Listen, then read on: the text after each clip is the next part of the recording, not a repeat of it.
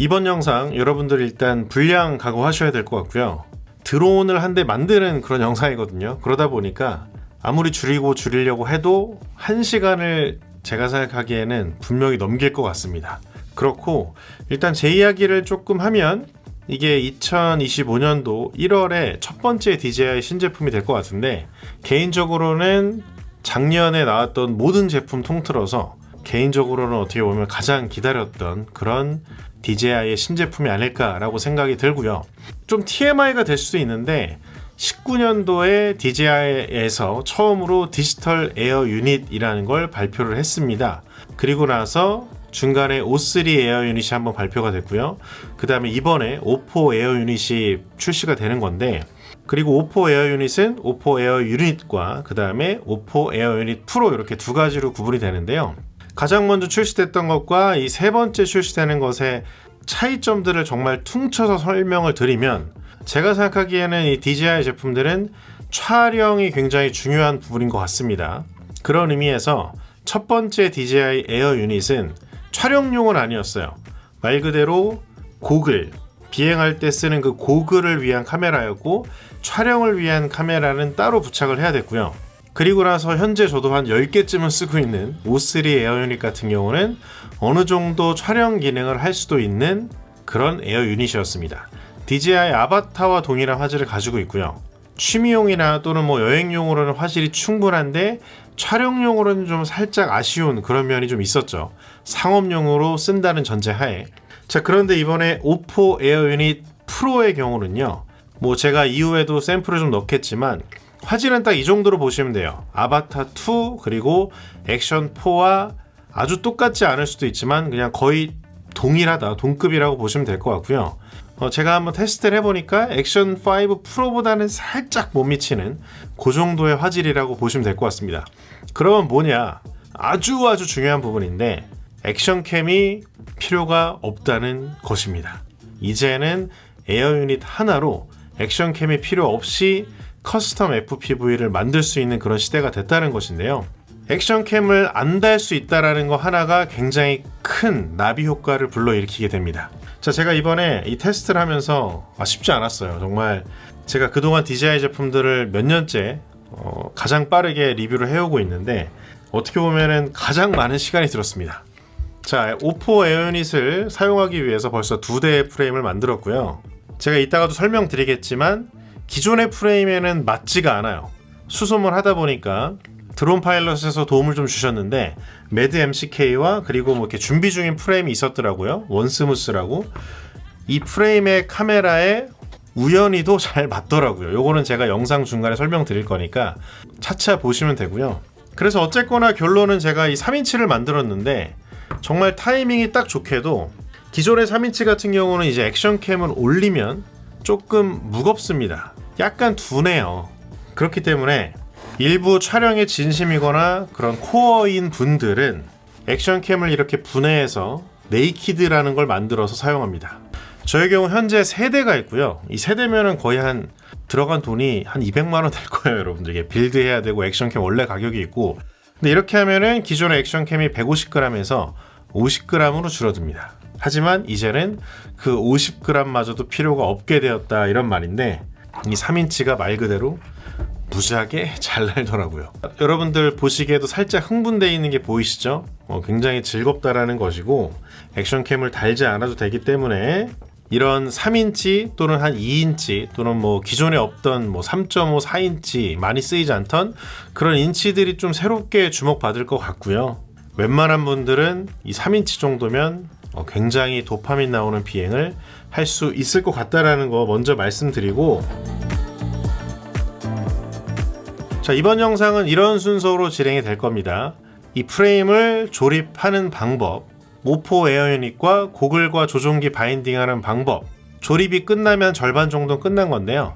올인원 보드, 그리고 모터, 뭐 기타 여러 가지 등등을 잘 세팅을 해서 비행을 하게 하는 그런 부분까지 싹 다 넣었습니다. 그리고 그게 끝이 아니고요. 아시잖아요, 여러분들. 저는 또 이제 촬영을 하기 위해서 FPV를 날리는 사람이기 때문에 비행 영상, 비행 후기 좀 담았고요. 그리고 이제 어쨌거나 이 O4 에어 유닛을 받아가지고 조립을 하는데 그 누구도 가르쳐주는 사람이 없기 때문에 시행착오들이 좀 있었어요. 그 안에 실험을 하면서. 그래서 약간 비행 조립하는 과정이 약간 뒤죽박죽 될 수도 있고요. 그리고 제가 촬영하면서 겪었던 그런 후기들 같은 것들을 다 넣었거든요. 그래서 여러분들이 만약에 아바타 같은 것들, 그런 것들을 충분히 이제는 적응을 하셨고 비행 실력이 좀 많이 늘었는데 넥스트를 좀 기대하시는 분들은 이 영상이 많이 도움이 될 것 같고요. 자, 빌드를 한번 시작해 보도록 하겠습니다. 자, 오포 에어 유닛부터 한번 보여드리면 좋을 것 같은데, 여러분들이 좀 더 비교가 쉽게 되시라고 이전 에어 유닛들, 요거는 망가진 것들입니다. O3 요거랑 같이 한번 보여드릴게요. 유닛 자체의 크기는 이렇습니다. 면적은 거의 비슷한데 살짝 더 넓다. 면적이 조금 넓고 두께는 큰 차이는 안 나는데 살짝 얇아진 것이 보이고요. 그리고 외관상 가장 차이가 많이 나는 건 아무래도 방열판 부분입니다. 크기는 거의 비슷하지만 방열판들을 이렇게 만들면서 실질적으로 열이 빠져나가는 면적은 훨씬 더 넓어지겠죠. 이 부분 한번 추가로 좀 설명을 드리면 굉장히 훌륭한 개선점이 하나 있습니다. 그게 뭐냐면 기존의 에어 유닛 같은 경우는 굉장히 발열이 심해요. 그렇기 때문에 조립을 할 때나 또는 전원을 꼽아놓고 대기할 때는 선풍기를 켜놓는다거나 열을 빼주는 무언가가 반드시 필요했거든요. 근데 이번에 오포 에어 유닛은 대단한 점이 바로 그런 게 필요가 없어졌습니다. 제조사에서 제공해주는 스펙의 경우는 25도 온도 이하에서는 무제한으로 대기가 가능하다고 하거든요. 근데 이게 사실은 제가 한여름에 테스트를 해보지 않아서 태양볕에서 테스트를 해보지 않아서 그 상황에서는 또 어떨지 잘 모르겠긴 한데 어쨌거나 제가 빌드할 때는 선풍기 없이도 그리고 대기하면서 여러 가지 테스트를 해봤는데 선풍기 없이도 발열이 안 뜨더라고요.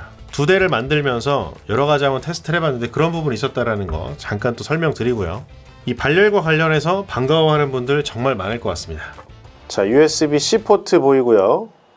메모리 슬롯은 이쪽에 있습니다. 바인딩 버튼 아래 보이죠. 그리고 내장 메모리는 4.4기가였던 걸로 기억을 하고요. 안테나 단자가 보일 텐데 기존에도 두 개긴 했는데 안테나가 이 케이블들이 하나로 들어갔었거든요. 근데 이번에는 완전히 이렇게 분리가 되었답니다.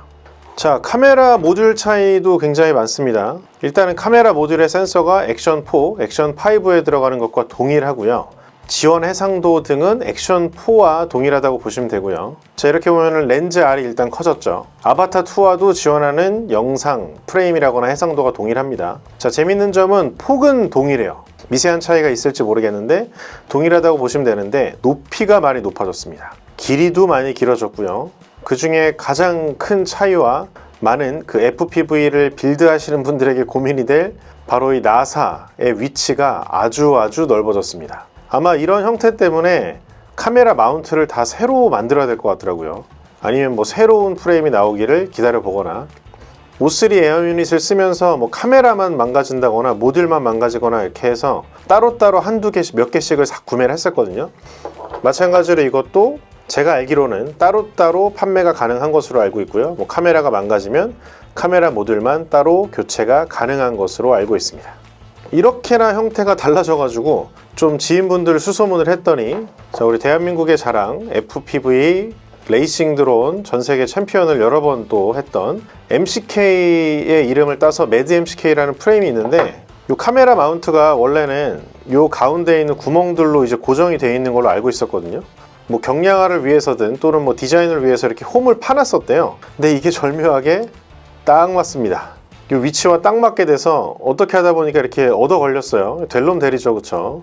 그냥 프레임을 만들었는데 신형과도 호환이 되는, 제가 봤을 땐 거의 유일한, 현재로서는 유일한 프레임이 아닐까 싶은데요. 아마 이 오포 에어 유닛이 공식 출시, 정식 출시가 된 이후에는 이 유닛과 호환되는 프레임들이 많이 출시될 텐데 이 친구로 빌드를 해보게 됩니다.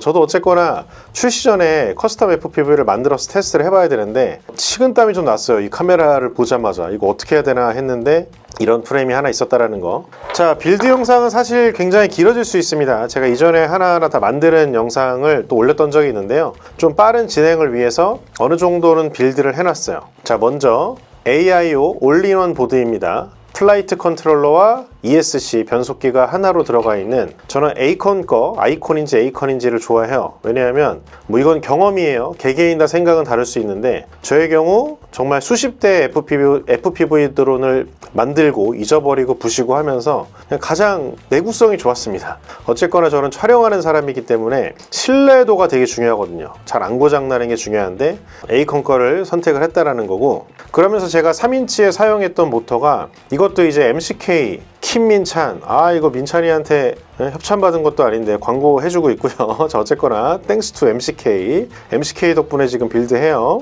자, 그래서 제가 사용했던 3인치 모터가 이게 되게 마음에 들거든요. 그래서 제가 기존에 쓰고 있던 거예요. 이미 지금 상처들이 있잖아요. 그걸 다 떼왔습니다. 새로 만들려고. 처음에는 이 ESC와 FC를 고정하는 이 나사를 이렇게 고정을 하게 됩니다. 여러분들이 구매를 하면 가장 긴 나사들이 있을 거예요. 이렇게 고정을 하고 먼저 이렇게 마운트를 해놓고 모터의 권선들을 처음에는 엄청 길거든요. 그래서 이걸 맞춰서 잘라주는 작업을 하고 이제 땜질을 해야 되는데, 그걸 위한 밑바탕을 이미 좀 해놓은 상태입니다. 모터도 이렇게 이미 다 고정을 다 해놨어요. 자, 이 정도는 생략을 해놨는데, 요걸 보면은 이쪽이 카메라 방향이고요. 그 다음에 ESC 보면은 요 화살표가 있어요. 그래서 기본적으로는 이 방향으로 마운트를 해라, 전진 방향으로 마운트를 해라 라는 화살표가 있는데, 이렇게 마운트를 했는데 실질적으로는 이렇게 뒤집어져서 세팅이 되거든요. 제가 나중에 베타 플라이트에서 이 뒤집어진 자이로 값을 입력하는 건 제가 따로 보여드리도록 하겠습니다. 자, 먼저 이 정도까지 빌드가 된 거고요. 그 라디오 컨트롤러 조종기는 저는 그냥 이 컨트롤러 3를 쓸 생각이에요. 뭐 크로스파이어라거나 ELRS를 또 따로 연결해서 조종기 신호를 연결하는 그런 방식이 있는데, 제가 1월 달에 아마 이 영상이 공개돼 있을 때쯤에는 어딘가 제가 좀 멀리 여행을 가 있을 거거든요. 근데 그때 제가 사용하려고 경량화를 위해서 가볍게 가려고 일단 이 컨트롤러 3를 사용을 할 겁니다. 그러면 이 컨트롤러 3는 고글 3와 바인딩이 되겠죠. 그렇기 때문에 따로 조종기를 위한 그런 어떤 모듈은 또 연결할 필요가 없는데, GPS는 제가 달아 놓을 겁니다. 왜냐하면 신호가 끊어졌을 때 리턴 투 홈 기능, 좀 원시적인 리턴 투 홈 기능을 넣기 위해서 제가 요거는 연결할 거고요. 요것도 제가 이미 땜질을 해놨어요. 자, R 수신 신호, T 송신 신호, 그 다음에 전원 그라운드, 그쵸, 플러스 마이너스 이렇게 연결을 해놨고요. 그 다음에 요거 연결하는 방법은 제가 슬슬 보여드릴 텐데, R은 T로 들어가고요, T는 R로 들어가면 된다. 이렇게 해서 기본적인 것도 만들어 놨고요. 이 케이블은 이 유닛과 올인원 보드와 연결하는 그런 케이블입니다. VTX를 사용하기 되게 쉽게 되어 있기 때문에 그냥 플러그만 꼽으면 되거든요. 자, 이 정도 해놨고, 사실 제가 이런 형태의 프레임을 되게 싫어하는데 좀 만들기가 복잡해가지고 진짜 제가 이 유닛을 위해서 몇 년 만에 이런 식의 후프 스타일 프레임을 좀 만들어 보는데요. 먼저 이게 합판입니다. 합판에 카메라 쪽에 있는 그 스탠드오프 말고 제가 이미 다 이런 식으로 이미 다 장착을 해놨어요. 그래서 최대한 이 빌드 영상을 빠르게 한번 진행을 해보도록 하겠습니다. 자, 먼저 인두가 달궈져야 돼서 그거 조금 기다릴게요. 자, 그거 이제 시작하기 전에 인두가 달궈지는 동안에 요거 설명을 좀 드리면, 제가 이쪽에 이미 좀 기본 밑바탕으로 납을 좀 묻혀놨습니다. 요거 잘 보면 왼쪽부터 5V, 이게 잘 보일까 모르겠어요. 이게 하도 조그매가지고 5V 그라운드 T5 R5 이렇게 연결되어 있는데, 여기에다가 이제 GPS 모듈을 연결을 할 겁니다. T와 R은 거꾸로 들어간다고 말씀드렸고요. 그 다음에 T5 R5 요거를 기억을 하셔야 돼요. 요게 베타 플라이트에서 GPS를 어느 포트에 넣어줘야 되는가, 그거에 대한 부분이고요. 자, 그 다음에 여기 보면은 이제 그 VTX와 연결되는 에어 유닛과 연결되는 오프와 연결되는 그런 단자인데, 자, 여기 잘 보일지 모르겠는데요. 여기 싹 잘 보면은 T3R3라고 되어 있습니다. 에어 유닛은 T3R3에 연결이 된다. 그 정도 일단은 두 개만. T3R3는 VTX 에어 유닛, 그 다음에 GPS는 5번에 연결된다. 요것만 일단 기억을 하고 있으면 될 것 같은데요. 자, 이거 아는 감독님이 3D 프린터로 이거 만들어 주셨는데, 이거 되게 유용합니다. 주변에 이제 3D 프린터 능력자분들이 있으면은 이런 거 한번 굽신굽신 해보시면 좋을 것 같고요. 일단은 기본적으로 여기에 이렇게 묻혀 놓고요. 알리가면도 팔거든요. 이런 걸 미리 가지고 있으시면 좋고요. 맨 끝이 5V였으니까 빨간색을 연결을 하면 되겠죠. 자, 5V 이렇게 연결했고요. 그라운드에다가 까만색 배선을 연결해 줍니다. 자, 그 다음에 T5, R5 이렇게 가 있는데 T에다가 R을 연결하라고 했었고요. 저는 R을 흰색으로 연결했었어요. 이렇게 하고 마지막으로 R 쪽에 수신 쪽에다가 붙여줍니다. 오케이, 이렇게 하면 GPS 연결은 끝난 겁니다. 자, 잘 됐나 보면, 자, R이 흰색이고요, T로 들어가 있고요, T가 노란색이고요, R로 들어가 있고, 그 다음에 전압 5V 빨간색, 그 다음에 그라운드 검은색에 연결돼 있죠. 됐고, 됐으면 저는 이렇게 돌돌돌돌 조심조심 말아서 줄이 너무 너덜거리지 않게 해주는 편입니다. 이렇게 꼽아줍니다. 자, 지금 영상에서 보시면은 빌드가 이제 거의 다 끝난 상태인데, 제가 잘못된 부분이 있어서 살짝 먼저 보여드리면, 원래는 그 보드를 장착하기 전에 스트랩부터 이렇게 고정을 하셔야 됩니다. 자, 그리고 기본적으로 대부분의 프레임들은 배터리가 미끄러지지 말라고 이런 고무 패드 같은 게 있는데, 이런 것들을 잘 맞춰서 부착하시고요. 그리고 이렇게 스트랩을 끼우고 나서 이 보드를 장착하면 훨씬 더 수월할 거예요. 사실 보드를 장착하고 스트랩을 끼울 수도 있는데 많이 힘듭니다. 그렇기 때문에 그 순서대로 해야 된다는 거 보여드리기 위해서 이 부분 영상에 집어넣었고요. 자, 그 다음에 이 매드MCK 프레임 보니까 전원 들어가는 거 XT60 단자거든요. 이 규격이 이게 이런 식으로 깔끔하게 들어가 있는 부속이 있더라고요. 이것도 제가 미리 고정을 해놨거든요. 그래서 이렇게 좀 좁아지는 거 있죠. 이쪽이 마이너스, 넓어지는 쪽이 플러스입니다. 이것도 잘 계산하셔야 되고요. 그 다음에 전원선 제가 이렇게 미리 좀 잘라놨고요. 캐패시터도 있습니다. 이거는 과전류, 과전류라고 해야 되나, 과전압이라고 해야 되나, 급격하게 뭔가 전압이나 또는 전류, 제가 뭐 잘은 모르겠는데 그렇게 대충 들었어요. 그거를 막아주기 위한 안정적인 전류, 전압을 위한 캐패시터입니다. 요거 보통 꼭 달아주는 편이고요. ESC나 또는 뭐 올인원 보드 사면은 들어있는데 그걸 쓰시면 되고요. 이쪽에 보면은 이렇게 하얀 띠 같은 게 있잖아요. 이게 마이너스라고 보시면 됩니다. 자, 그렇게 해서 이제 전원까지 해줄 건데, 그 전에 일단은 모터 배선들을 다 연결할게요. 이게 아마 시간이 가장 많이 오래 잡아먹는 부분일 텐데, 저 같은 경우는 모터를 먼저 마운트하고 길이를 재단하고 자르고 이렇게 진행합니다. 자, 그 다음에 길이를 맞춘 다음에 여기에다 땜질을 납을 한 번씩 묻혀주고요, 케이블 끝에. 그리고 여기 이 기판에 미리 이렇게 땜을 붙여놨죠. 제가 케이블에는 땜질을 안 해놓은 것 같아서 그거 부지런히 해볼게요. 자, 환기가 잘 되는 곳에서 작업을 하셔야 되고요. 땜질을 해놓겠습니다.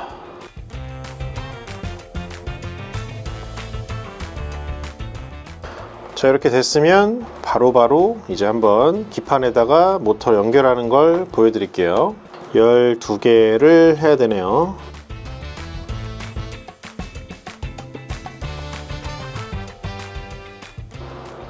오케이, 자, 모터 작업이 끝났습니다. GPS는 이쪽에 어딘가 제가 이제 설치를 할 거고요. 요거를 일단 두고, 그리고 이후에 여기다가 케이블 타이를 묶어서 저 선들을 잘 정리해 줘야겠죠. 자, 그 전에 이렇게 작은 플라스틱 볼트들이 있습니다. 너트라고 그러죠? 너트 볼트, 헷갈리네. 너트라고 할게요. 일단은 알아서 들으십시오. 너무 작아. 자, 얘네들을 이용해서 요거를 하나씩 고정하도록 하겠습니다. 공구들이 있으면 더 편하겠죠. 자, 어느 정도 고정해 놓고, 오케이. 자, 이 정도 했으면 제가 봤을 때는 거의 한 70% 됐다 라고 말씀드릴 수 있을 것 같고요. 자, 그 다음에 이제 전원선을 연결해 줄 건데, 제가 이 끝을 아직 안 따놔 놨어요. 그래서 요거를 전원선을 이렇게, 자, 여기도 먼저 납을 좀 묻혀 놔야 됩니다. 이쪽에도 요 케이블 끝도 납을 좀 묻혀야겠죠. 빨간색은 플러스 마이너스에서 여기 보면 플러스 마이너스 이렇게 있습니다. 이렇게 하나 연결했고, 자, 이렇게 플러스 마이너스 연결이 된 게 보이시죠? 그리고 아까 말씀드린 것처럼 요 각진 쪽이 플러스, 이렇게 좁아지는 쪽이 마이너스, 요거 잘 하셔야 됩니다. 반대로 했다가 요거 그냥 날라갑니다. 이렇게 쇼트 방지 이런 것들 팔거든요. FPV 숍 보면은 이렇게 생긴 거, 이런 거 하나씩 꼭 갖고 계세요. 자, 이렇게 좀 꺾었습니다. 들어가는 방향 때문에. 인도에다가 납을 좀 묻히고 작업을 해야 되겠습니다. 좀 묻히고, 오케이, 이렇게 작업을 하면 잘 녹아요. 훨씬 식을 때까지 좀 기다리죠. 열이 좀 많이 차 있는 것 같아요. 오케이, 마이너스 연결했고 이쪽도 납을 좀 묻히고 하겠습니다. 자, 이런 식으로 해서 나중에 스트랩으로 고정을 하면 전원이 끝난 거고요. 그 다음에 캐패시터를 어떻게 연결해 줄까요? 어떻게 해야 예쁘게 연결했다고 소문이 날 것인가? 자, 캐패시터를 이런 식으로 한번 넣어 보겠습니다. 자, 이렇게 케이블을 잘랐고요. 이렇게 해서 이렇게 하고 묻힌 납이 잘 흘러 들어가게. 자, 나중에 이렇게 할 걸 예상해서 땜질을 하겠습니다. 자, 스탠드오프를 제가 미리 좀 하나 여기다 꼽아 놓을게요. 자, 이렇게 해놔야 좀 빌드가 수월할 것 같습니다. 이렇게 하고 여기 구멍이 하나 있던데 스트랩을 위한 자리 같아요. 이렇게 넣고, 자, 이렇게 해서 잘라주고요. 캐패시터 빡빡하게 들어가네요. 이런 식으로 하나 연결하고 또 이런 식으로 하나 연결해 볼게요. 제가 또 처음 만드는 빌드다 보니까 만들면서 그때그때 적용을 해보는 겁니다. 자, 좀 얇은 건선으로 할 걸 있는 거 가지고 막 하다 보니까 뭐 이렇게 희한하게 됐네요. 어쨌든 전원 끝! 뭐가 남았냐? 이 GPS 모듈 잘 고정해 주면 되고요. 그 다음에 마침내 에어 유닛을 달면 되는데, 제가 요거 하나 말씀드려야겠다. 제가 지금 원래 아바타용 ND를 다 잊어버려 가지고 뭐 하나 샀는데 아바타 ND가 일단은 맞아요. 자, 아바타 1이 아니라 아바타 2 ND가 뭐가 되게 잘 맞는다는 느낌은 아닌데 얼추 맞습니다. 그래서 요거를 쓰시면 된다는 거를 좀 중간에 말씀드리고요. 자, 그러면 이제 슬슬 이 친구도 필요할 것 같고, 안테나와 GPS 마운트, 요거는 아마 조만간 여러분들이 해볼 수 있지 않을까 싶어요. 요것도 이제 윤PD님이라고 저랑 종종 보시는 분이 계신데 그분이 도움을 주셨습니다. 감사하고요. 자, 먼저 에어 유닛을 마운트 해 보겠습니다. 자, 그리고 요 글자를 보면은 DJI 글자가 제대로 보이게, 그러니까 이게 상단이 되겠죠. 자, 마운트가 나사가 이렇게 맞죠? 완전히 딱 맞는다 느낌까지는 아닐 수도 있는데 뭐 이 정도는 맞는 거죠. 뭐 훌륭합니다. 얻어 걸릴 수가. 자, 카메라 마운트 관련해서도 살짝 보여드리면, 조립하는 영상에서는 방향을 이런 식으로 마운트를 했을 거예요. 근데 올바른 방향 마운트는 요거거든요. 요쪽에 보이시죠? 마운트가 방향이 좀 다를 건데 그 부분 좀 참고해 주시고요. 자, 이렇게 어느 정도 빌드가 된 상태인데요. 지금 사실 안테나와 GPS가 이미 빌드가 끝나 있는데 이걸 어떻게 하는지를 좀 보여드릴게요. 아마 이거는 프레임마다 다른 부분일 수가 있긴 한데 그래도 참고가 되시라고 설명을 드려보면, 자, 에어 유닛을 보면 이 4개의 M2 나사가 이렇게 고정되어 있는 게 보일 텐데요. 요거 4개를 풀어내면 이렇게 열 수가 있어요. 그리고 이게 UFL 단자인데 요거를 조심스럽게 이렇게 들듯이 하면 똑똑 빠집니다. 이걸 왜 빼야 되냐면 뭐 프레임마다 다르긴 할 건데요. 이 안테나 줄이 이 프레임을 통과해서 이 안테나와 연결이 되어 있죠. 이 경우 같은 경우는 이 안테나 두께가 두껍기 때문에 여기를 통과를 못 합니다. 그렇기 때문에 안테나를 분리해야 이렇게 조립이 가능한 그런 형태예요. 그래서 부득이하게 에어 유닛을 분리했는데, 뭐 프레임에 따라서 안 그럴 때도 있겠지만 경우에 따라서는 이렇게 에어 유닛을 분리해서 안테나를 뽑아야 빌드가 이루어지는 경우들이 있습니다. 이번 경우가 그렇기 때문에 보여드리는 거고요. 자, 그 다음에 GPS의 경우도 이렇게 마운트가 있습니다. 요 3D 프린트물 된 틀에다가 끼워 넣고 이런 식으로 양쪽에 안테나, GPS 고정했다라는 거 말씀드리고요. 자, 이렇게 되면은 이제 남은 거는 에어 유닛과 고글 컨트롤러, 저기 2개 보이죠? 바인딩 하는 것, 그리고 이제 최종 세팅이 필요한데 순서는 사실 정해진 게 없지만 이번 프레임의 경우는 바인딩을 한 후에 그 다음에 보드를 최신 버전으로 업데이트를 하고 그리고 조립을 마무리하고 마지막 세팅을 하는 그런 순서로 진행을 해야 맞겠더라고요. 자, 그래서 뭐 에어 유닛은 사실 이렇게 뭐 꼭 조립을 완성하지 않아도 이 상태에서 해도 되는데 그 이유가 이 빌드 마지막 단계에서 이해를 하실 것 같고요. 왜 이렇게 빼놨는지. 자, 먼저 조종기를 켤 거고요. 자, 고글도 그렇고 똑같은데 한 번 이렇게 누르면 불이 들어오죠. 이때 한 번 더 눌러주면 전원이 켜지는 거죠. 고글 3와 컨트롤러 3는 서로 연결이 됩니다. 고글 3와 에어 유닛이 연결이 되는 거죠. 고글을 중심으로 컨트롤러가 엮이고 또 고글을 중심으로 에어 유닛이 연결되는 방식. 그 다음에 고글 2와 컨트롤러 2도 이번 오포에 연결이 되는데 그거는 에어 유닛을 중심으로 바인딩이 되는 방식이겠죠. 그 외에 인테그라, 그 다음에 가장 최근에 나온 고글이 하나 또 있던데 이름이 잘 기억이 안 나는데 아무튼 그것까지도 사용이 가능하다라는 거 다시 한번 말씀드리고요. 자, 일단은 바인딩하는 거, 두 개 바인딩하는 건 쉽죠. 이거를 꾹 누르고 있으면 자, 이런 식으로 되고, 이 친구도 꾹 누르고 있으면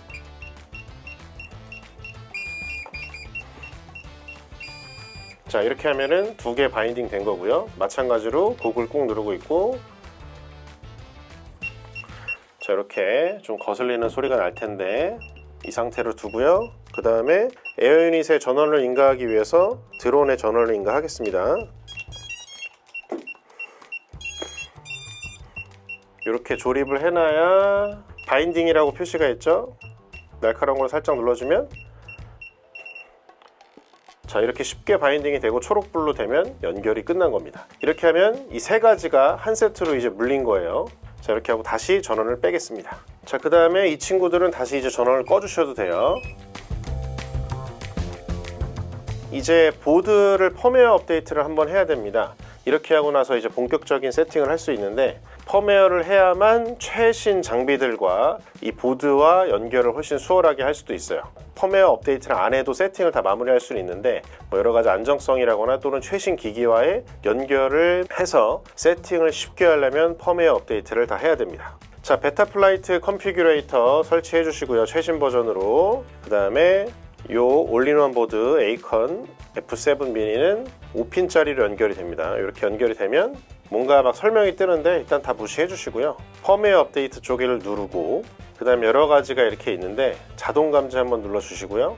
다른 건 옵션 켤 필요 없이 이걸 확인해 주셔야 돼요. 제 보드 같은 경우는 맨 처음에 이제 크로스파이어 SF로 돼 있었는데 여러분들이 따로 조종기 송수신을 하기 위한 모듈을 사용한다면 요걸 잘 선택해 줘야 되는데 저 같은 경우는 컨트롤러 3를 쓴다고 했잖아요. 그러면 S버스 무선 컨트롤러 방식을 사용합니다. 보드에 따라서 이게 옵션이 다른데 어떤 경우는 뭐 S버스, 크로스파이어 이걸 한 번에 다 들어가는 경우도 있는데 제가 선택한 이 보드는 이거를 개별적으로 선택을 해야 되더라고요. 그래서 요거 선택 잘못하면 나중에 수신기 연결이 안 되거든요. 보드마다 다를 수 있기 때문에 요거 한번 꼭 확인을 해주시고 그 다음에 펌웨어 로드를 해야 되는데 펌웨어 로드는 말 그대로 인터넷상에서 필요한 펌웨어를 다운로드 하는 거고요. 플래시하면은 최신 펌웨어를 여기 보드에다가 이제 쓰는 그런 과정을 겪게 되는데 간혹 뭐 어떤 이유에선지 플래시가 안 먹는 경우가 있어요. 그럴 경우에는 뭐 뭔가 문제가 있을 수도 있는데 그럴 때는 임펄스 RC 픽서라는 툴이 하나 있거든요. 제가 자막으로 달아 놓을게요. 임펄스 RC 픽서라는 걸 가지고 그 프로그램을 돌려보면 이렇게 PC와 이 보드를 연결해 놓고 그 프로그램을 한번 돌려보고 그러고 나서 이렇게 연결을 하면은 이 펌웨어가 잘 써질 겁니다. 뭐 그 외에도 혹시나 플래시가 안 되는 경우는 제가 그것까지는 이유를 모르겠는데 펌웨어가 잘 설치가 안 되는 것 같다 그럴 때는 임펄스 RC 픽서를 한번 검색해 보시면 관련 자료 통해서 도움 받을 수 있을 것 같고요. 자, 펌웨어 업데이트. 자, 이런 거 그냥 무시해 주시면 되는데 원래 세팅이 있으시다면은 뭐 백업해서 그걸 갖다 쓸 수도 있는데 일단은 완전 새롭게 하는 걸 보여드릴게요. 자, 삭제 중 뜨고 있고 이제 플래시로 넘어갈 겁니다. 요까지 넘어가면 일단 문제 없는 거예요. 이렇게 하면 최신 펌웨어로 설치가 진행이 되는 겁니다.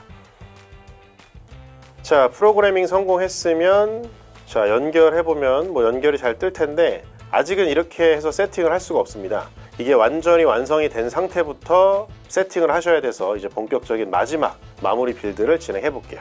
자, USB 그냥 뽑아 주시고요. 자, 이제 합판을 고정을 할 건데 여기 좀 덜렁덜렁하죠? 어쩔 수가 없습니다. 이 프레임에서는 이런 식으로 조립을 해야겠던데 프레임마다 다를 수는 있다는 거 그냥 먼저 말씀드리고요. 일단은 여기다가 이렇게 한번 넣고 이런 식으로 얼추 대충 놓고 합판을 올려주겠습니다. 자, 카메라 마운트 쪽을 끼우면 잘 고정이 될 거고요. 자, 일단 저의 경우는 아래쪽에는 이렇게 4개의 나사만 끼우면 되는 식으로 조립을 해놨고 세팅이 끝난 다음에 상판 쪽에 나사까지 마무리해서 고정을 할 겁니다. 고정을 하겠습니다. 자, 그 다음에 마지막 조금씩 단단하게 고정을 할게요.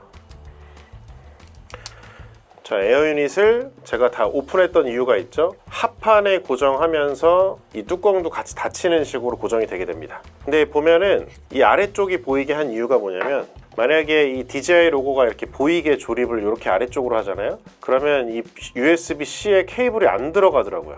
이런 식으로 로고가 안 보이는 쪽으로 놔야 USB-C를 꼽을 수 있는 여유 공간이 생긴답니다. 그거 좀 먼저 말씀드리고요. 모든 DJI 제품들의 경우 활성화를 한번 해야 되잖아요. 그렇기 때문에 여러분들이 이렇게 어느 정도 빌드를 해놓고 이 에어 유닛을 그 DJI 어시스턴트와 연결해서 액티베이션을 한 번씩 해야 됩니다.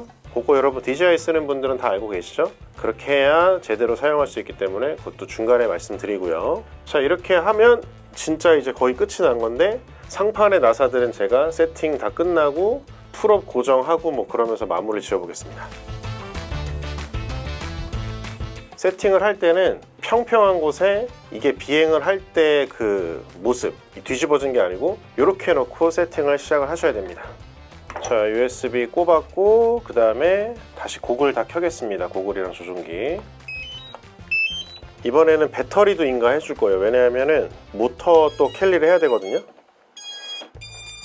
근데 이렇게 되면 에어 유닛에서 열이 상당히 많이 발생을 해요. 그렇기 때문에 이런 손선풍기 같은 것들을 옆에다가 저속으로 틀어놔 주시면 좋은데, 지금 조금 바람 소리가 들어갈 수 있거든요. 그런 부분 양해 말씀 부탁드립니다. 이게 어쩔 수가 없네요. 자, 이렇게 되면 첫 번째 가속도계 교정을 하라고 나오는데, 먼저 한번 들어볼게요. 자, 위를 들었을 때 위가 잘 들리고, 이렇게 뭔가 방향이 잘 돌아가네요. 수평만 잘 맞추면 될 것 같습니다. 가속도계 교정. 제가 이제 중간 빌드에서 화살표 모양을 진행 방향에 맞춰서 빌드를 했잖아요.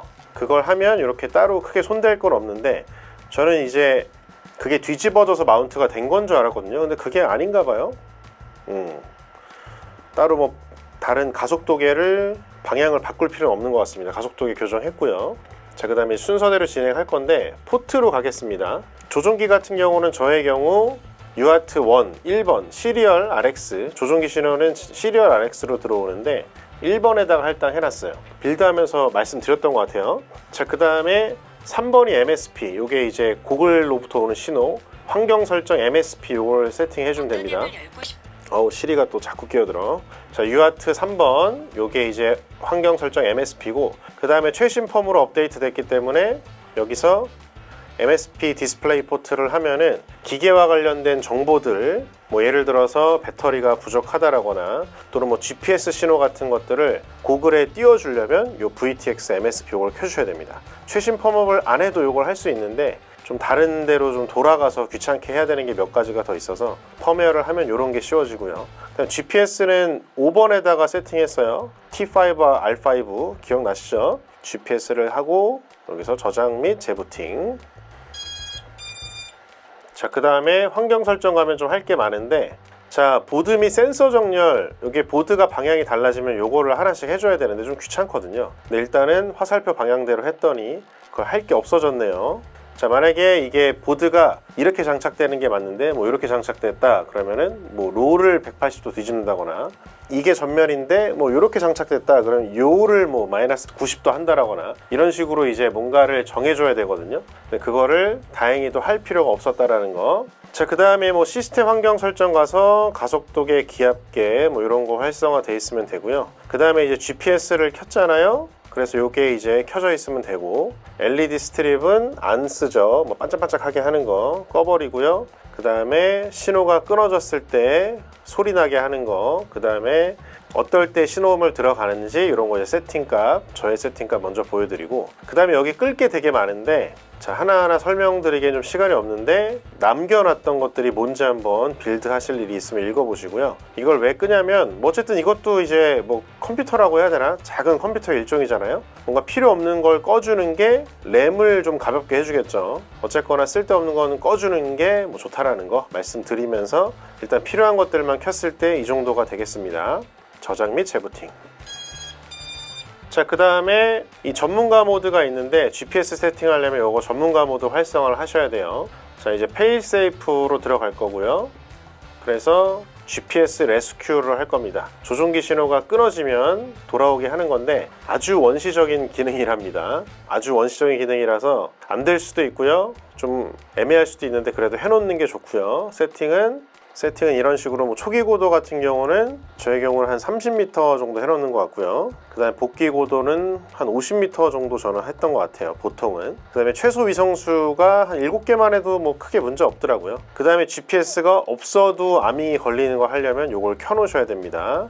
그 다음에 페일세이프만 이렇게 해서 저장 및 재부팅을 하셔야 되고요. 가끔 GPS 설정해서 아밍이 안 걸린다 이럴 때 있는데 그때는 요거가 잘 체크가 됐는지 확인을 해주시고요. 자, 그 다음에 이제 PID 튜닝이라고 기체의 뭐 어떤 움직임이라거나 여러 가지 노이즈 같은 것들을 처리하는 그런 관련된 탭인데 처음에는 그냥 뭐 기본으로 놓고 하시면 됩니다. 이렇게 해서 대부분 잘 날면 이제 빌드가 깔끔하게 된 거고 혹시나 좀 안 된다 싶으면은 그때부터 이제 PID를 귀찮게 좀 만지기 시작해야 되는데 레이트만 제가 좀 많이 쓰는 것만 세팅을 해보도록 하겠습니다. 제가 이제 아바타 관련해서 레이트 관련된 영상이 또 있는데 그거 좀 궁금하신 분들은 그걸 참고하셔도 되고요. 저는 롤을 좀 둔하게 하는 편이에요. 제가 좌우로 까딱거리는 걸 별로 안 좋아해서. 그리고 레이트를 최대 레이트를 좀 낮추는 편이고요. 뭐 대충 이 정도 해서 사용을 하는 것 같습니다. 자, 저장됐고 뭐 필터 설정 여러 가지 있는데 일단 그냥 가자고요. 수신기 탭으로 한번 가볼게요. 수신기 탭. 자, 그래서 S버스잖아요. 우리는 S버스라는 걸 쓰고 있고 잘 되면은 요 이제 조종기를 움직였을 때 자, 지금 스로틀 움직이는데 잘 따라오죠. 요도 좌우로 움직이고요. 롤도 내 맘대로 잘 작동이 되는 걸로 봤을 때 조종기는 아주 깔끔하게 세팅이 되었다 라고 할 수 있겠습니다. 자, 그런데 뭐 예를 들어서 뭐 크로스파이어로 했다라거나 그럴 경우 다른 송수신기 조종기 컨트롤러를 받는 모듈을 달았을 경우에는 크로스파이어 또는 뭐 ELRS도 크로스파이어로 선택을 해서 하면 됩니다. 우리는 S버스니까 저장하고요. 자, 그 다음에 이제 모드 같은 경우는 이 컨트롤러에서 이 두 개만 가지고 비행을 하는 게 아니고 예를 들어서 뭐 시동을 건다라거나 또는 비퍼 삑삑삑삑 소리를 내서 떨어진 내 드론을 찾는데 좀 시끄러운 소리를 내서 어디 있는지 위치 파악을 하기 위한 뭐 비콘이라거나 뭐 GPS 레스큐라거나 뭐 뒤집어졌을 때 뭐 터틀 모드 한다거나 이제 그런 걸 이 버튼에 할당하는 거거든요. 요걸 한번 해보면 자, 일단은 아밍 범위 추가를 누르고요. 자동으로 해놓으면 여러분들이 키를 움직여보면 뭔가 이렇게 반응을 합니다. 이 노란색으로 뭐가 왔다 갔다 하죠? 이 채널이 선택이 되어 알아서. 저러 같은 경우는 보통 요거 중간 이게 두 단계잖아요. 딱딱 딱딱 딱딱. 저는 중간에 이제 아밍 걸어놓은 걸 해놓은 편이고 비퍼 같은 경우도 범위 추가해서 띡띡 끝까지 해놓으면 저는 마지막 버튼 쪽에 이렇게 비퍼를 할당하는 편이고요. 그 다음에 GPS 레스큐는 요걸 끝까지 밀었을 때 그래서 두 칸을 GPS 레스큐를 하는 편이에요. 느득 한 칸만 합시다. 중간 잘못 건드릴 수도 있으니까 이렇게 해서 드르륵 하면 GPS 레스큐 신호가 빡 가는 그걸 해놓겠고요. 터틀 모드 범위는 요걸 해놓을게요. 자, 이렇게 하고 사용하지 않는 모드 숨기기 하면 잘 된 것들이 이렇게 보입니다. 자, 아밍 비퍼 GPS 레스큐 그 다음에 터틀. 이제 이런 버튼들이 이제 막 눌리면 화면으로 보일 거잖아요. 그 MSP 디스플레이 포트를 설정해야 이런 것들이 잘 눌러지고 있는지 화면을 볼 수가 있고요. 자, 페일세이프 쪽도 지금 옥스 1, 2, 4 어떤 게 이제 할당이 됐는지 보이죠? 그리고 GPS 탭 쪽에서 설정들은 이렇게 되어 있습니다. 이 부분도 참고해 주시고요. 자, 그 다음에 이제 중요한 모터 부분으로 한번 가보겠습니다. 먼저 모터 순서 변경을 그냥 눌러주시면 돼요. 옛날에는 좀 귀찮은 작업들이 좀 많이 있었는데 자, 그거 전에 양방향 D샷 요거 눌러주시고요. 자, 일단은 이렇게 해서 저장 및 재부팅 하고요. 자, 기본 옵션은 했으니까 모터 순서를 변경하겠습니다. 상단 모터가 이렇게 있으면 이런 식으로 돌게 만들 겁니다. 이렇게 이 아래쪽 두 개는 또 이런 식으로 돌게 이렇게 풀업이 이렇게 생겼으면 이렇게 돌아야 바람을 이렇게 밀면서 아래쪽으로 이렇게 힘을 받으면서 양력이 생기겠죠. 이렇게 도는 걸 설정하는 분들도 있고 반대로 이렇게 도는 걸 설정하는 분들도 있는데 뭐 차이가 좀 있대요. 일단 여기 그림이 보이죠? 모터 순서와 모터가 어느 쪽으로 방향이 도는지 저는 이대로 할 겁니다. 모터 순서 변경, 위험을 인지하고 있으며 다치면 네 책임. 오케이. 지금 무슨 모터가 도는지 이게 돌고 있네요. 자, 1번 모터 지금 순서는 잘 맞췄는지 순서대로 돌고 있습니다. 3번도 3번 잘 나오고 있고 4번도 잘 돌고 있어요. 자, 순서는 잘 맞춘 것 같아요, 보니까. 근데 모터를 방향을 잘 맞는지 한번 볼게요. 이렇게 해서 방향 마법사. 자, 지금 시끄럽게 돌고 있는데 프롭을 끼면 진짜 큰일 납니다. 맨 마지막에 끼는 게 프롭이에요. 프롭은 맨 마지막. 그 이유가 이렇게 만져야 되거든.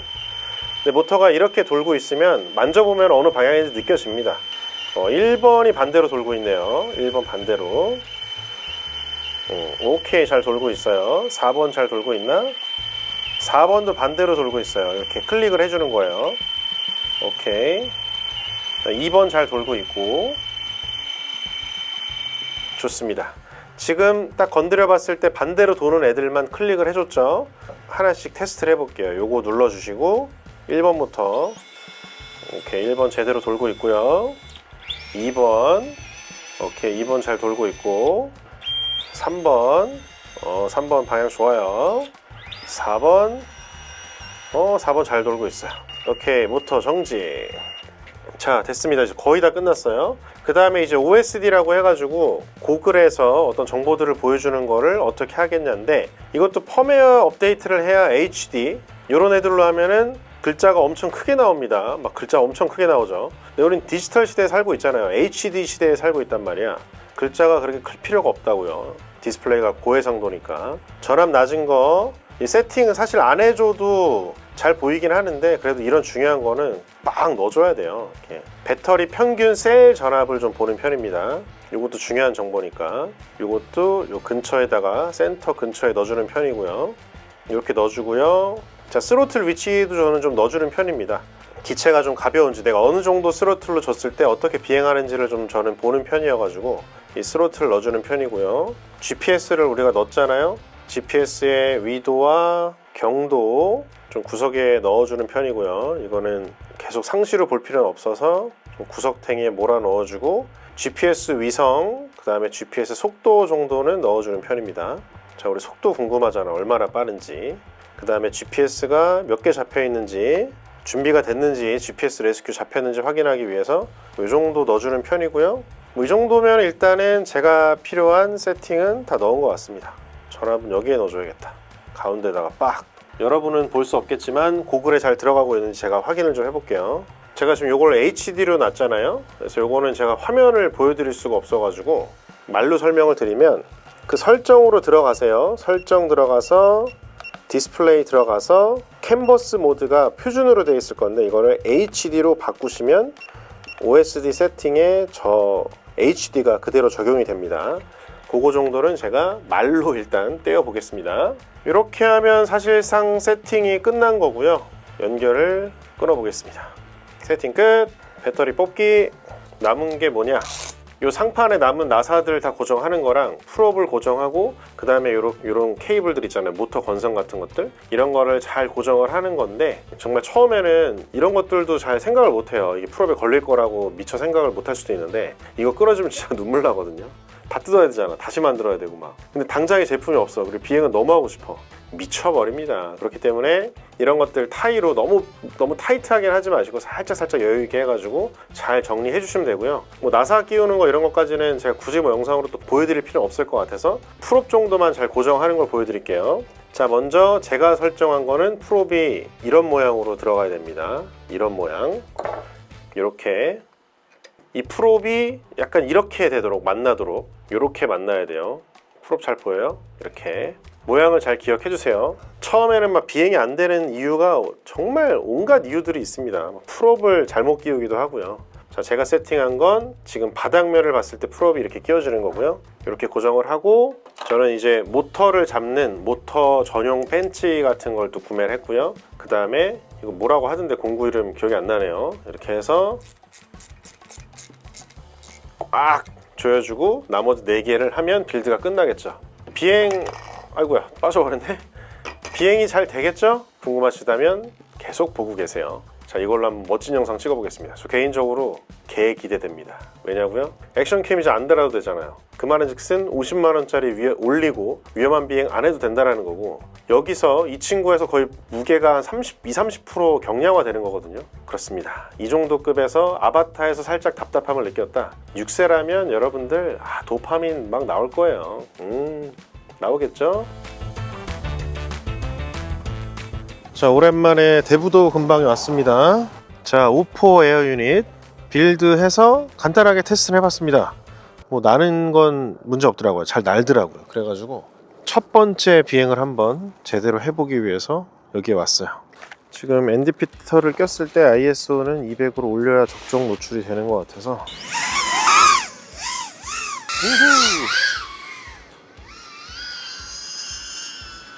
자, 지금 110km까지 나네요. 속도가. 차가 안 오면 한번 또 해보겠습니다. 비행성 미쳤는데?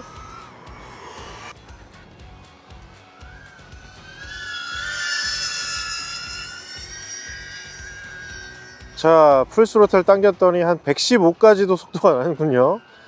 야, 3인치에서 100km가 나는구나. 아무래도 5인치급의 속도는 안 나지만 그래도 뭐 이 정도면 아주 훌륭하다. 우후. 야, 기가 막히네. 오늘 일몰이어가지고. 자, 첫 비행. 아주 훌륭합니다. 다양한 영상 좀 찍어 볼게요. 와, 너무 좋은데? 자, 그 다음에 제가 궁금했던 게 뭐냐면 액션5와의 화질 비교 되겠습니다. 자, 화질 비교라고 얘기를 했지만 실제로는 녹화를 못해서 그 이유는 좀 이따 말씀드리겠고요. 자, 액션캠을 또 올렸을 때 움직임도 궁금하신 분들 한번 확인해 보면 좋겠어요. 확실히 좀 무겁습니다. 100kg가 안 나. 100kg가 확실히 안 나요. 액션캠을 달았더니 100kg가 안 나네.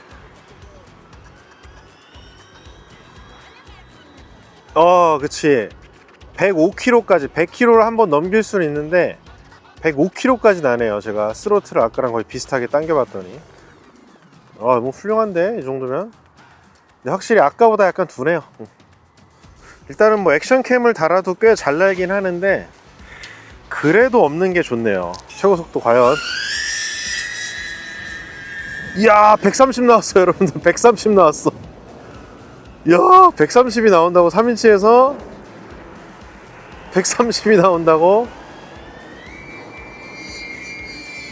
잠깐 이제 지금 배터리 풀일 때 버스트가 그렇게 나왔고요. 약간 바람 타고 난 것도 있는 것 같다. 반대쪽으로 하니까 한 110 정도까지밖에 안 나오네요.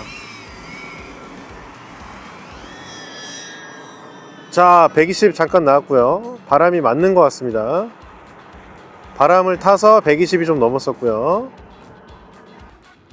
야, 시원시원합니다. 여러분들 아바타에서 좀 답답하셨다거나 이런 분들은 이런 걸로 좀 해소가 될 것 같아요. 또 움직여 보겠습니다. 손가락이 떨어져 나갈 것 같아요. 추워서 못하겠어요. 들어가야겠다. 첫 번째 비행 같은 경우는 고글 영상만 보여드리긴 했는데 제가 또 이런 스토리가 하나 있습니다.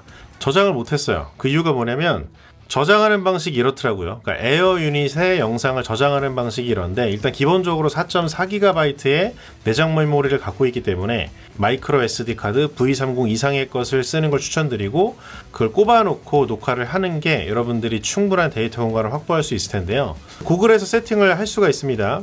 이륙하면서 자동으로 녹화되는 방법이 있고, 근데 저는 습관이 그렇게 돼 있지가 않아가지고 띄우기 전에 녹화 버튼을 누르면 고글에만 저장이 되더라고요. 그렇기 때문에 자동 녹화가 아닌 경우에는 아밍을 걸고 그 다음에 녹화 버튼을 눌러야 이게 녹화가 됩니다.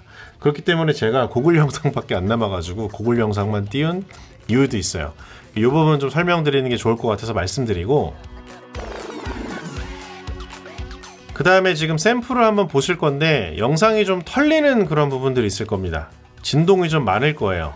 이게 뭐냐면 제가 첫 번째 빌드하고 테스트를 해봤는데 영상에 진동이 들어가더라고요.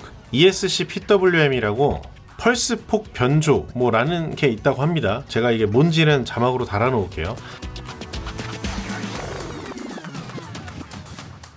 그래서 어쨌거나 BLHeli 32에서 이 부분을 좀 바꿀 수가 있는데, 변속기에서 나오는 뭔가와 그 다음에 에어 유닛 카메라의 자이로 센서가 있는데 거기랑 뭔가 공진이 생겨서 락스테디나 또는 뭐 자이로 플로우에서 진동이 좀 발생을 하는 것 같습니다. 그걸 해결하는 방법에 대해서 제가 한번 설명을 드리고자 이 부분을 집어넣었는데요.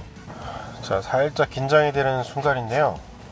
첫 번째 빌드해서 테스트했을 때 카메라에 진동이 좀 생겼습니다. 자, 봅시다요. 오, 진동 없다. 와, 너무 깔끔하게 안정화가 되고 있고요. 지금 영상을 안 보이고 혼자 말하고 있었는데 다시 한번. 자, 다이브 하면서 완전 깔끔하게 영상이 나오고 있어요. 지금.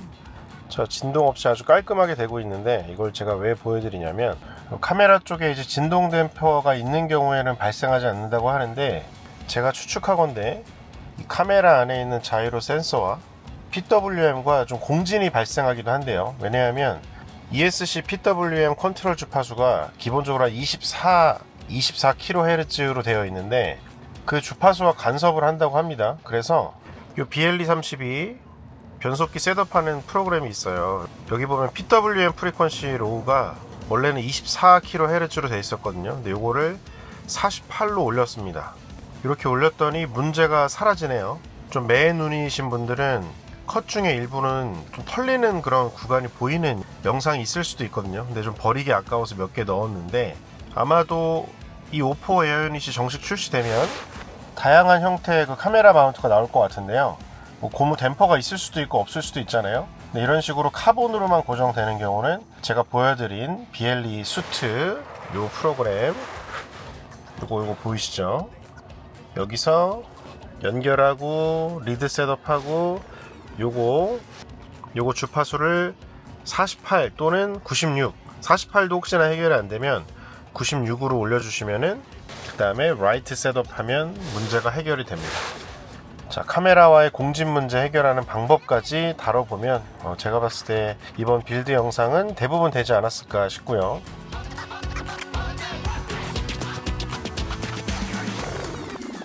오, 절 네, 준비되셨습니까?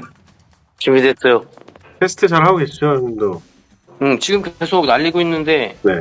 생각보다는 좋은 것 같아. 몇 인치로 하고 계신 거예요? 지금 이거 3.5고 5엽. 5요. 3.5면은 그래도 꽤 힘이 있을 것 같은데요. 잘 날 것 같은데. 액션캠 무게가 줄었으니까. 여유가 좀 뭐 스로틀에 대한 처지거나 그런 거는 거의 못 느끼고 여유로운 비행이 지금 하고 있지. 플라이 타임 비행 시간 혹시 얼마나 나와요? 얘는 지금 배터리 6셀 1550? 끝까지는 안 해봤지만 그냥 한 7분? 이게 제가 이거 화상전화 하자고 한 게 이제 미리 말씀드리긴 했는데, 자이로 플로우에서 잔진동 없이 잘 된다면서요. 기존에 있는 그 마운트를 빼버리고 3D로 뽑아서 하니까 그것 때문인지 모르겠지만 아직까지는 젤로가 없어. 아, 아예 이렇게 뽑으셨구나. 이렇게 하면 확실히 진동이 없겠네요. 그걸 이제 DJI 쪽에 문의해봤더니 그 ESC PWM을 자이로 플로우의 그 헤르츠랑 다르게 하면 해결이 된다고 해서 좀 바꿔봤는데, 어느 정도 해결이 되긴 되는데 완벽하게는 제가 좀 기체 세팅을 좀 더 해야 돼서 그런지 모르겠는데 아직도 약간 진동이 있긴 하거든요. 그 DJI 쪽에서도 얘기를 하는 게, 형님이 하신 것처럼 그렇게 약간 중간에 소프트한 재질이 있으면 ESC에서 그런 거 아예 바꿀 필요도 없다고 그러더라고요. 내가 지금 계속 비행 테스트하고 있는데 처음 날리고부터 착륙할 때까지 뭐 젤로가 없는 거. 카메라 마운트 하신 게 잘 하신 것 같아가지고, 네, 제가 구독자분들한테 이제 제가 하는 방법도 있고, 이 형님이 하신 것처럼 저런 식의 마운트도 이제 추천하는 방법 중에 하나인 거다 좀 보여주고 싶어가지고 형님한테 이렇게 화상전화 하자고 1월 1일 새해부터 한번 연락을 드렸습니다. 영광입니다, 여미TV. 아닙니다. 우리 또 국내에서 예능 쪽 FPV 촬영도 유명하시잖아요. 예? 하시는 프로그램 몇 개 좀 얘기해주세요. 요즘에 독박 투어, 정글밥. 지금 계신 곳이 여기에는 고양시에 있는 너른마당 식당인데요. 뭐 가족 모임하기 좋게 오리고기나 칼국수, 만두 한번 찾아주시면 제가 직접 서빙해드립니다. 저도 가끔 일산 가서 이제 식사하는데 정말 맛집입니다. 감사합니다. 아무튼 뭐 형님 그 나머지 비행도 잘 하시고요. 예, 나중에 좀 내가 모르는 거 있으면 따로 연락해서 좀 정보 좀 내가 물어볼게. 그럼요. 우리 그 JD FPV 정말 그 와. 촬영 많이 하시는 분이거든요. 그러니까 한번 보시면은 너무 좋을 것 같습니다. 아, 감사합니다. 감사하고요. 또 연락드릴게요. 같은 업계에서 평소에 좀 친하게 지내는 분이라서 그 출연해주신 분의 식당까지 이야기를 하게 됐는데요. 자, 어쨌거나 이 공진에 대한 부분 딱 봐도 복잡하지 않으십니까, 여러분들? 뭐 그럼에도 불구하고 여러 가지 정보들 최대한 좀 넣는 게 좋다고 생각을 해서 영상에 집어넣긴 했는데 간단한 해결 방법도 있다라는 거고요.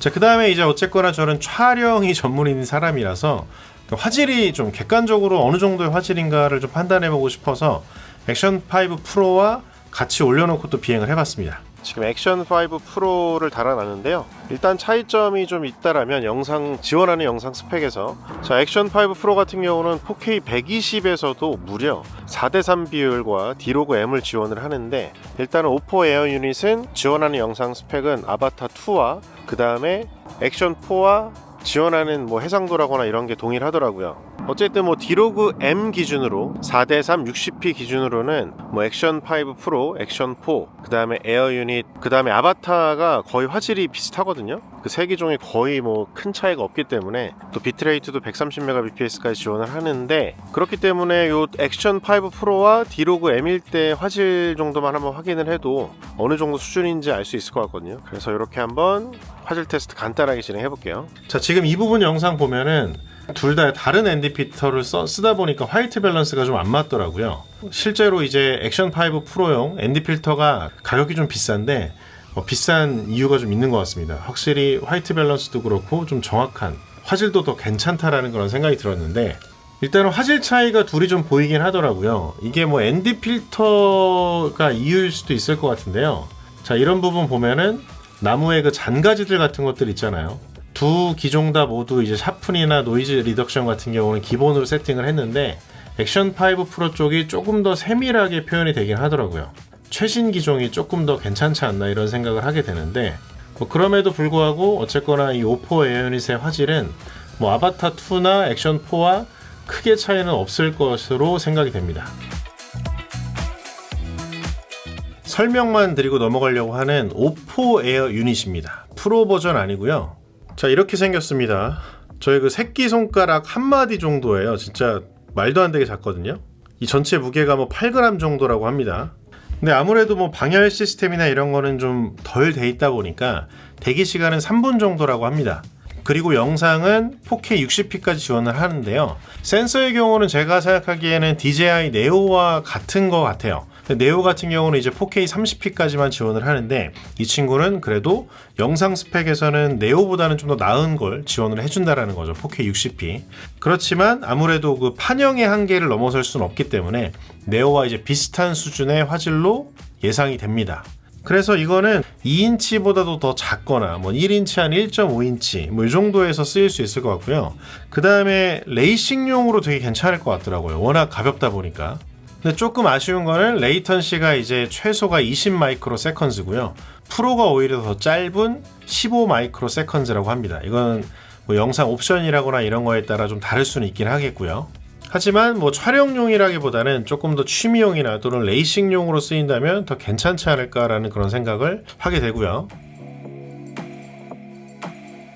자, 그 다음에 이제 호환성 부분 다시 한번 정리해드리면, 꽤 많은 분들이 좀 반가워할 부분인데, 고글 3, 그 다음에 최근에 또 저는 써보진 못했는데 고글 N3라고 나왔잖아요.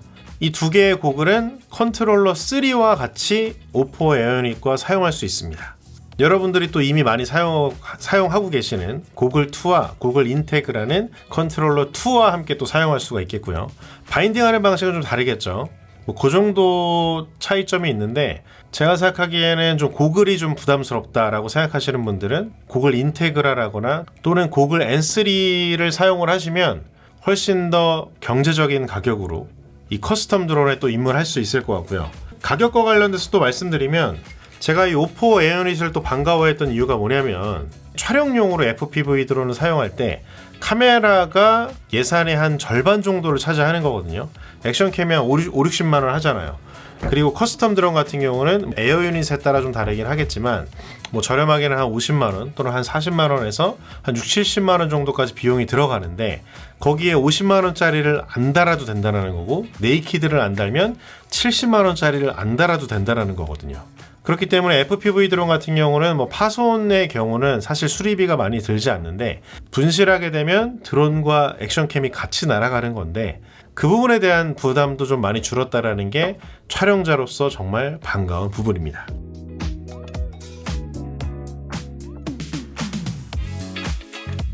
자, 어쨌거나 내용이 정말 많이 길어졌고요.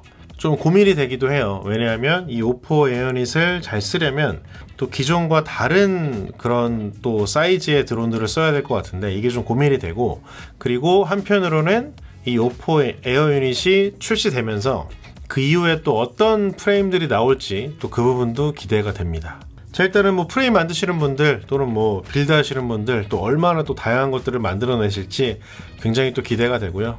또 한동안은 좀 자잘하게 또 돈이 들어갈 것 같습니다. 자, 이 두 대의 드론 3인치 만들었고요. 또 뭔가를 찍어봐야겠죠. 영상이 굉장히 또 길었는데 또 부족한 부분들이 또 있었을 텐데 저도 이 영상에 좀 다루지 못한 부분들 또 다른 분들의 영상 또 기대해 보겠고요. 정말 길고 긴 영상, 그리고 또 저도 만들면서 참 쉽지 않았는데 이 영상 봐주셔서 너무 감사하고 조금이라도 도움이 되는 그런 영상이 되기를 기대합니다. 여러분들 진짜 이렇게 긴 영상 만들었는데 아직도 구독 안 눌러주십니까? 좀 눌러주세요. 댓글로 다양한 의견 또 부탁드리고요. 다음에 또 뵐게요. 안녕. 오케이, 여기 스위스고요. 자, 오포 에어 유닛, 오포 에어 유닛 빌드 했고 스위스에서 한번 비행을 해보도록 하겠습니다. 어떤 그림이 나올지는 다음 영상 기대해 주시고요.